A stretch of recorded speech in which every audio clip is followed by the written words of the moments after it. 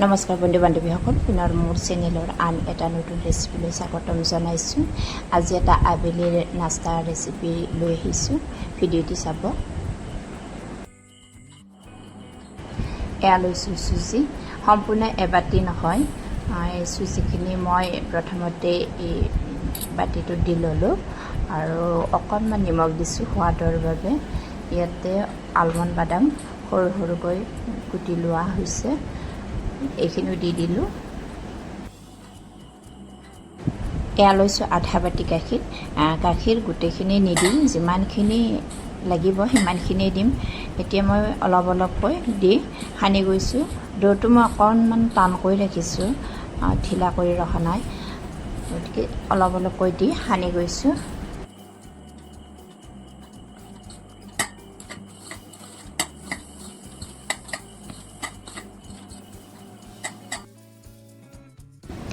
এয়া চেনি, এবাৰ চেনি দিছোঁ। চেনিখিনি মই প্ৰায় 2 চামুচ পৰিমাণত দিছোঁ, বহুত বেছি দিয়া নাই। ইমানখিনিতে মিঠাটো ঠিকেই হৈছে।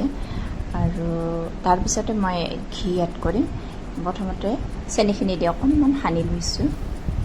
ভিডিঅ'টি চাই থাকিব, বহুত সহজ ৰেচিপি কিন্তু খাবলৈ টেষ্টি। ভিডিঅ'টি চাই ভাল পালে প্লিজ চেনেলটো ছাবস্ক্ৰাইব কৰিব, লাইক কৰিব, কমেণ্ট কৰিব আৰু কাষতে থকা বেল আইকনটো ক্লিক কৰি দিব।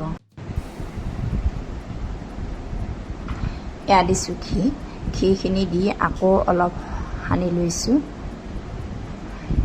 ঘিখিনি দি সানি লোৱাৰ পাছতে অলপ কোমল হৈ আহিছে আৰু তেনেতে মই লাৰু আকাৰত বনাই অলপ চেপেটা কৰি দিছোঁ আৰু এনেকৈ বনাই গৈছোঁ।